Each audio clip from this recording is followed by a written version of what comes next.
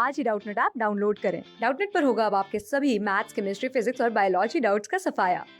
बस अपने क्वेश्चन की फोटो खींचो, उसे क्रॉप करो और तुरंत वीडियो सोल्यूशन पाओ। Download now. हेलो स्टूडेंट्स, इस वीडियो में हम डिस्कस करने वाले हैं एक बहुत ही इम्पॉर्टेंट इक्विपमेंट के बारे में, जो है सोनोमीटर। सोनोमीटर का प्रैक्टिकल आप 11th क्लास में करते भी हैं। अब सबसे इम्पॉर्टेंट बात है, इसकी थोड़ी सी थ्योरी हम देखते हैं। इसका राइट साइड में जो है वो सेटअप दिखाया गया है, लेफ्ट साइड में यहाँ पे थ्योरी लिखी गई है। उसके बाद हम क्या करेंगे, उसके बाद हम देखेंगे कि हम प्रैक्टिकल कैसे करते हैं। ठीक है, तो सबसे पहले तो सोनोमीटर क्या है? It is a device use to measure velocity of transverse mechanical wave. ठीक है, क्यों यूज करते हैं सोनोमीटर? सोनोमीटर को यूज किया जाता है वेलोसिटी फाइंड करने के लिए। किसकी वेलोसिटी? Transverse mechanical wave. अब ये आपको पता है ऑलरेडी कि ट्रांसवर्स वेव क्या होती है, जिसमें मीडियम का डिस्प्लेसमेंट जो होता है वो कहाँ होता है? वो होता है एनर्जी के परपेंडिकुलर। और मैकेनिकल वेव ये वो वेव होती है जिसमें वेव को ट्रेवल करने के लिए या एनर्जी को ट्रेवल करने के लिए मीडियम की जरूरत होती है। समझ में आ गया कि ऐसी वेव जो मीडियम में ट्रेवल करे एनर्जी के परपेंडिकुलर, या वेव प्रोपगेशन के परपेंडिकुलर एनर्जी ट्रेवल करे, उस वेव की हमें स्पीड फाइंड करनी है, वेलोसिटी फाइंड करनी है। इसलिए हम सोनोमीटर को यूज कर रहे हैं। ठीक है, और यूज कैसे करते हैं? स्ट्रेच मेटल वायर से। ये आपको दिख रही है, ये स्ट्रेच मेटल वायर है। ठीक है, अब बोला गया है कि प्रिंसिपल ऑफ सोनोमीटर, इंपॉर्टेंट चीज है। प्रिंसिपल जो हम डिवाइस पढ़ रहे हैं उसका प्रिंसिपल हमें पता होना चाहिए। ये किस पे बेस्ड है? ये बेस्ड है रेजोनेंस ऑफ स्ट्रिंग वाइब्रेशन। जो ये स्ट्रिंग है हमें दिखाई हुई है, मेटल स्ट्रिंग, जिसको मैंने यहाँ पे येलो किया है, ये वाली स्ट्रिंग, इसके रेजोनेंस पे ये बेस्ड है। Working oscillations are induced in a clamped string by an external source like a tuning fork or an oscillator, and the corresponding oscillations in the string will become stronger when resonance take place.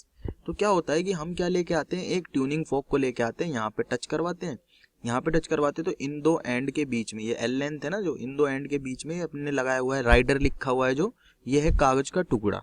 ठीक है, इसको हमने ऐसी shape में लगा के इसके ऊपर रख दिया है, इस स्ट्रिंग के ऊपर। तो ये क्या करता है? ये वायलेंटली क्या करने लगेगा? वाइब्रेट करने लगेगा, यानी कि उछलने लगेगा इस स्ट्रिंग पे। आप खुद भी करके देख सकते हैं ये चीजें।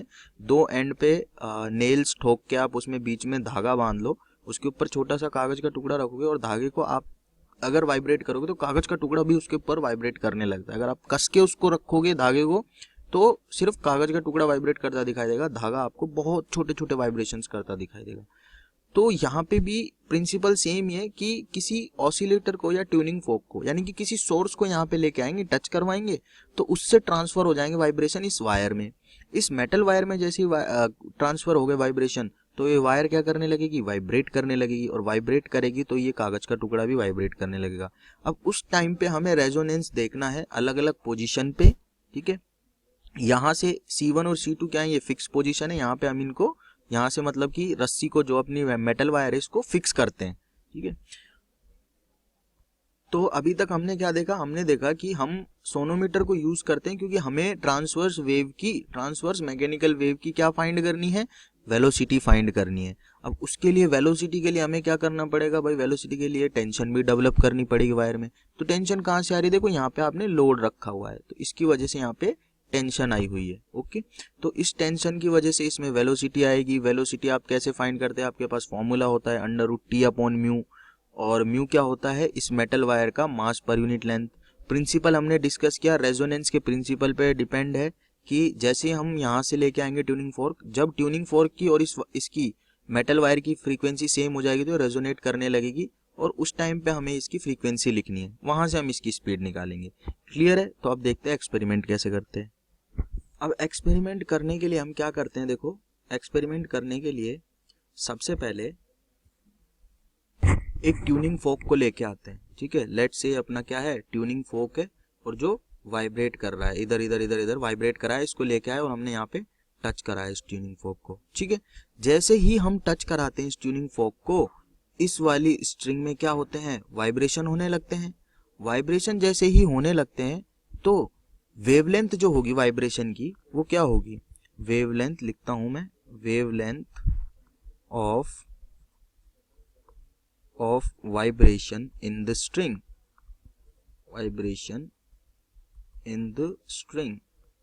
स्ट्रिंग में जो वाइब्रेशन आए उनकी वेवलेंथ क्या होगी, वो होगी lambda is equals to v upon F.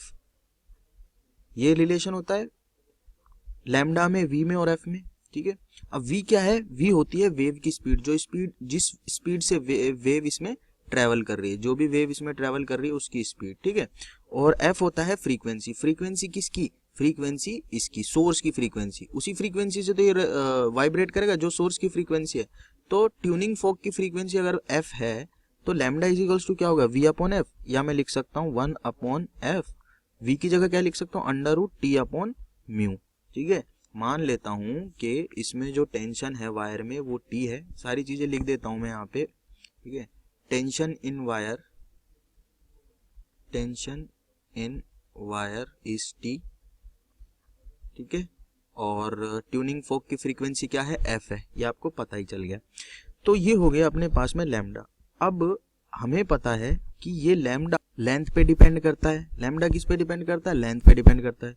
तो अगर लेंथ लैम्डा बाई टू का मल्टीपल इंटीग्रल हो जाए, लेंथ कौन सी, जिस लेंथ के बीच में क्या हो रहा है, वाइब्रेट कर रही है स्ट्रिंग, ठीक है।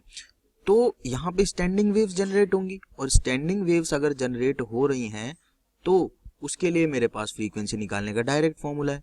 तो मैं क्या करता हूँ, पहले केस में इस डिस्टेंस को मान लेता हूँ L1, और ये C1 जो है वो फिक्स है, और C2 को मैं इधर उधर कर सकता हूँ, ठीक है। C1 क्या है, फिक्स्ड है, और C2 को मैं इधर उधर कर सकता हूँ। ये राइडर मैंने प्लेस कर दिया, ठीक है। अब क्या करता हूँ मैं, ये डिस्टेंस इन दोनों के बीच की L1 मान लेता हूँ। अब होगा क्या, होगा कुछ ऐसा कि जैसे ही मैं ट्यूनिंग फोक को इस पे लगाऊंगा, ठीक है, लगा दिया मैंने, इन दोनों को ऐसे फिक्स कर दिया मैंने, इन दोनों पॉइंट्स को C1 और C2 को, कि इनके बीच में जो वेव्स बन रही हैं वो क्या बने, स्टैंडिंग वेव्स, यानी कि इस तरह की वेव्स बनी, ठीक है। इस तरह की वेव्स बन रही है इनके बीच में, C1 और C2 के बीच में। और ये कब होगा, ये सिर्फ और सिर्फ तभी पॉसिबल है, हम ऑलरेडी पढ़ चुके हैं स्टैंडिंग वेव्स, तो यहाँ पे डायरेक्ट रिजल्ट्स हम लिख सकते हैं।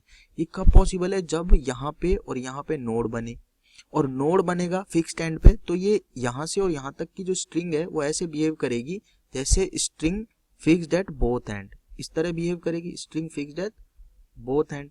तो इस केस में क्या होता था, अगर ये दोनों एंड पे फिक्स है स्ट्रिंग, तो पहला केस ये बनता था, ठीक है। यानी कि जो लेंथ होती थी वो क्या होती थी, लैम्डा बाई 2 के बराबर होती थी, और एंड में जाके जो रिजल्ट आता था वो फ्रीक्वेंसी हम लिखते थे कि n, नीचे लिखते थे n अपॉन 2l और under root T upon mu, ऐसा कुछ लिखते थे। या आप सीधा सीधा यहाँ से भी लिख सकते हो कि जो लेंथ होती थी वो क्या होती थी, लैम्डा बाई 2 का, ये इंपॉर्टेंट रिजल्ट था कि लेंथ लैम्डा बाई 2 का इंटीग्रल मल्टीपल होती थी, ठीक है। तो हमने यहाँ से लिखा कि अगर ये लेंथ n लैम्डा बाई 2 हो जाए, यानी कि integral multiple of lambda by 2 हो जाए, तो यहाँ पे क्या होगा, स्टैंडिंग वेव्स जनरेट होगी, और ये रेजोनेट करने लगेगा, इसकी फ्रीक्वेंसी इसके साथ मैच हो जाए, रेजोनेट करने लगेगा, और ये राइडर नीचे गिर जाएगा। जब ये राइडर नीचे गिर जाएगा, ठीक है, तो एक पोजीशन हमने मान ली L1 पे मान लेता हूँ ये नीचे गिर गया। अब नेक्स्ट प्रैक्टिकल क्या करना है, हमें अलग अलग रीडिंग्स लिखनी है। नेक्स्ट प्रैक्टिकल ऐसा करना है कि इस C2 को हमें यहाँ ले आना है, ठीक है, ये पोजीशन बन गई C3, ठीक है। इस C2 को थोड़ा सा खिसका के यहाँ ले आया हूँ। अभी ये लेंथ कितनी हो गई, C1 से और यहाँ तक, C1 फिक्स है, ये लेंथ मैं मान लेता हूँ L2। जब अपना ये क्लैंप C2 से हटके C3 पे आ जाए तो लेंथ हो गई अपनी L2, ठीक है। अब मान लेता हूँ कि इस लेंथ पे भी क्या हो रहा है, इस लेंथ पे भी रेजोनेंस हो रहा है, रेजोनेंस होगा, यानी कि इसके बीच में फिर से स्टैंडिंग वेव्स, इस तरह की वेव्स क्या होगी, जनरेट होगी। और अगर स्टैंडिंग वेव्स जनरेट होगी तो ये मैक्सिमम फ्रीक्वेंसी से क्या करेगा, वाइब्रेट करने लगेगा, और फिर से नीचे गिर जाएगा। ये हम प्रैक्टिकल करते हैं, ऑब्जर्व करते हैं सारी चीजें। गिर जाएगा तो ये लेंथ हो गई अपनी L2। तो हम रिजल्ट लिखते हैं यहाँ से कि L2 माइनस L1 क्या होगा, लैम्डा बाई 2, ठीक है। लैम्डा बाई 2 ही होगा L2 माइनस L1। क्यों होगा कि मान लो इसके बीच में यहाँ से और यहाँ तक की लेंथ है, और यहाँ से और यहाँ तक की लेंथ है C1 और C3 के बीच में, ये है सक्सेसिव रेजोनेंस, ठीक है। Length between successive resonance, length between successive resonance, ठीक है। सक्सेसिव रेजोनेंस के बीच की लेंथ है, तो कितनी होगी, L2 minus L1, lambda by 2 होगी।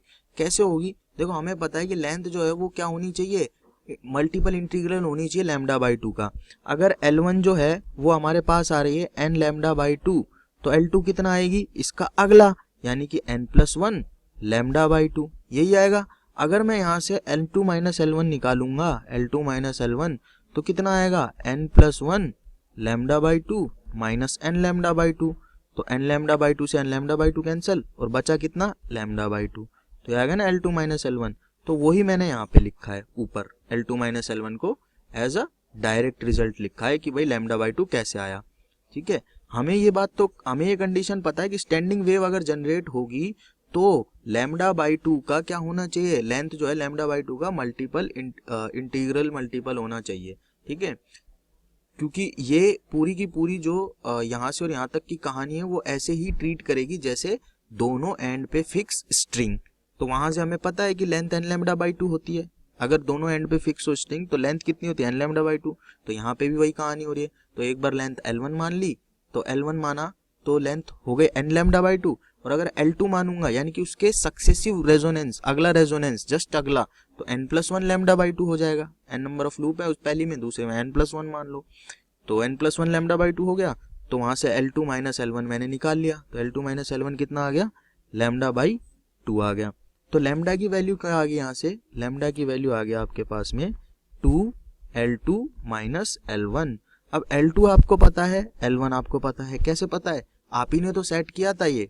L1 जो था वो तो था C1 और C2 के बीच की दूरी, फिर आपने C2 को उठा के C3 की जगह पे रख दिया और बन गई लेंथ L2। तो L1 L2 तो आपको पता है, इसका मतलब ये डिफरेंस आपके पास नोन है। तो आपको निकालनी है स्पीड, यानी कि V क्या होती थी, V होती थी f लैम्डा। f अपनी फ्रीक्वेंसी ऑफ ट्यूनिंग फोर्क जिससे हमने वाइब्रेशन उत्पन्न की है स्ट्रिंग में, और लैम्डा होती थी हमारी वेवलेंथ ऑफ द वेव जो उसमें ट्रेवल कर रही है मीडियम में। तो लैम्डा की वैल्यू तो है मेरे पास, f की वैल्यू रखी f और लैम्डा की वैल्यू रखी 2L2 माइनस L1। तो speed of transverse mechanical wave आ गई 2FL2 माइनस L1, और यही हमें क्या करना था, फाइंड करना था प्रैक्टिकली। अब देखो ट्विनिंग फोर्क जो है जिसको आपने वाइब्रेट किया है उसकी फ्रीक्वेंसी आपको पता है, आप कितने फ्रीक्वेंसी से वाइब्रेट करके लेके आ रहे हो आपको पता है वो, ठीक है, आप मेजर कर सकते हो। L2 आपको पता है, L1 आपको पता है, तीनों चीजें आपको पता है, तो आप स्पीड ऑफ वेव निकाल सकते हो। क्लास 6 से 12 से लेके नीट, IIT, जेई मेंस और एडवांस के लेवल तक 10 मिलियन से ज्यादा स्टूडेंट्स का भरोसा। आज ही डाउनलोड करें डाउटनेट ऐप या व्हाट्सएप कीजिए अपने डाउट्स 8400 400 400 पर।